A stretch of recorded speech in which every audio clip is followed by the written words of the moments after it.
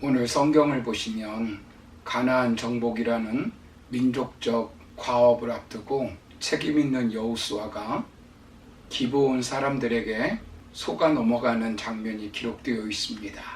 오늘 본문을 통하여 사악한 사람들에게 우리가 속지 않으려면 어떻게 해야 하는가를 살펴보며 은혜를 나누려고 합니다.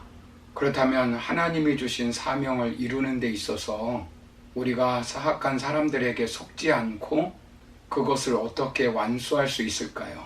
먼저는 외면을 보고 단정하지 말고 본질을 보고 분별해야 한다라고 지난 시간에 말씀드렸습니다.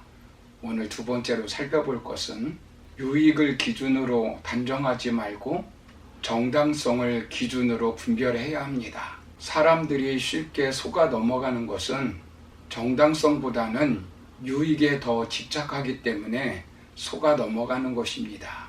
사기당하는 사람들 대부분을 보면 너무 이익에 집착하는 사람들입니다. 이자를 과도하게 많이 받기 위해서 사채 이자로 빌려주었다가 돈을 한 푼도 받지 못하는 사람들이 있습니다. 신개발지 땅에 투자하면 2배의 이익을 준다고 하는 말에 투자했다가 엄청난 손해를 보는 사람들도 있습니다. 고가 미술에 투자하면 일확천금을 번다고 하는 말을 듣고 투자하다가 망한 사람들도 있습니다. 왜 우리 사회에 속이는 사람이 많을까요? 쉽게 속는 자가 많기 때문입니다. 왜 속습니까?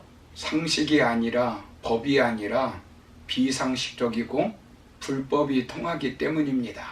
이익이 있다면 법이나 상식이나 윤리나 도덕이나 별 의미가 없다고 생각하는 사람들이 많기 때문에 쉽게 속아 넘어가는 것입니다. 쉽게 속아 넘어가기 때문에 속이는 사람들도 많은 것입니다. 우리나라의 대표적인 범죄는 위증, 무고, 사기라고 합니다. 이 세 가지의 공통점은 다 타인을 속인다는 것입니다. 정부, 기업, 개인 등 사회 전반의 속임수 투성입니다. 정육점에서 젖소를 한우로 둔갑시켜 판매합니다. 식당에 가면 한국 김치라고 해서 중국 김치를 팔고 한국 쌀이라고 하면서 중국 쌀을 내놓는 사람들도 있습니다. 기업인들이, 정치인들이 백성들을 속입니다. 선진국에서는 도저히 있을 수 없는 일입니다. 권력자와 리더들이 거짓말을 하면 가혹한 처벌을 받게 되어 있습니다. 미국의 거대 에너지 기업 앨런이 6억 달러 규모의 분식 회계 사건으로 말미암아 2001년도에 파산을 하였습니다. 이들을 도왔던 회계 감사 기업인 아더 앤더슨도 문을 닫았다고 합니다. 그런데 우리나라는 그렇게 하지 못하고 있습니다. 왜 그렇습니까? 우리나라는 비상식이 상식을 지배해버리고 비정상이 사회적인 대세와 흐름으로 고착되다 보니 속임수에 무감각해져 버린 것입니다. 법을 지키는 사람이 손해를 본다는 생각이 팽배해 있기 때문입니다. 이익을 위해서는 법이나 상식, 도덕은 잠깐 눈을 감을 수 있다는 생각이 국민 정서로 지배하기 때문에 그렇습니다. 돈이면 다 되고 힘이면 다 된다고 생각하니까 수단 방법을 가리지 않고 돈과 힘을 얻으려고 하는 것입니다. 그렇다면 오늘 본문에서 여호수아는 왜 기브아 사람들에게 속임을 당했습니까? 종이 되겠다는 말에 속임을 당하였습니다. 이스라엘 백성들이 의심을 품자 그들은 지도자 여호수아에게 매달렸습니다. 그리고 우리는 당신의 종이 되겠다고 말합니다. 복종과 순종을 하겠다는 선언입니다. 여호수아의 의심을 피하기 위해서입니다. 자신의 신분이 노출될까봐 우려해서 먼저 선수를 친 것입니다. 11절을 보시면 종이 되겠다고 하는 것은 자신들의 말뿐만 아니라 백성들과 장로들이 위임한 것임을 말하고 있는 것입니다. 얼마나 달콤한 유혹입니까? 이스라엘 백성들은 한 번도 종을 거느리고 산 적이 없습니다. 오히려 400년 동안 애굽의 종살이로 살았습니다.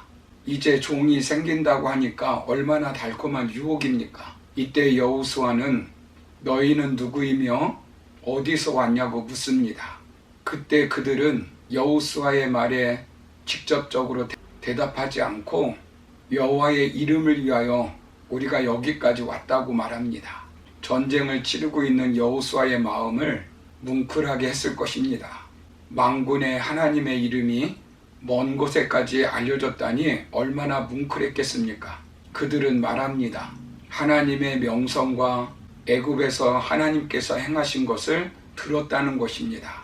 또 요단 동편에 있는 아모리 사람의 두 왕에게 행하신 그 모든 일을 들었다는 것입니다. 얼마나 여호수아의 마음을 감동시킬 수 있는 말입니까?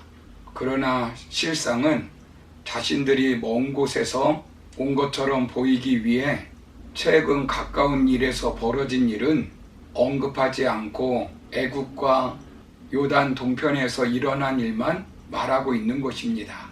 출애굽 이후 계속해서 적대 세력만 대하다가 이처럼 우호 세력이 나타나니 쉽게 호감이 갔을 것입니다. 기브온 사람들의 복종적인 태도에 마음이 우쭐했을 것입니다. 멀리 떨어져 있는 힘센 민족과 동맹을 맺으면 정복 과정에서 도움을 받을 수 있을 것이라고 생각했을 것입니다. 여러 가지 이유로 유익이 된다고 생각했을 것입니다. 요즘 말로 하면 같은 신앙인이라는 것입니다. 그러면서 당신들에게 유익을 주겠다는 것입니다. 우리가 속지 않으려면 유익을 기준으로 단정하지 말고 정당성을 기준으로 분별해야 합니다. 우리가 이익 앞에 눈이 멀고 마음이 빼앗겨서는 안 됩니다. 이익 앞에 모든 마음의 문을 열고 적을 동지로 받아들여서는 안 됩니다. 정복의 대상을 화친의 대상으로 받아들여서는 안 됩니다.